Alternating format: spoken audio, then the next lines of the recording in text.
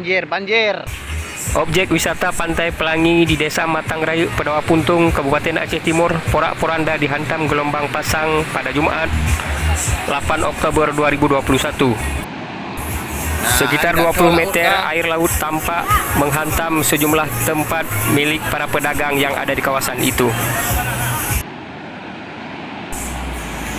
Berikut ini kondisi terkini di objek wisata Pantai Pelangi, Desa Matang Rayu, Pedawa Puntung, Kabupaten Aceh Timur.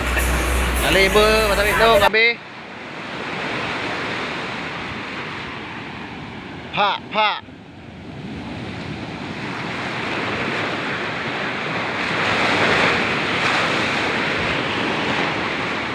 Hai. Ayan ang lomo.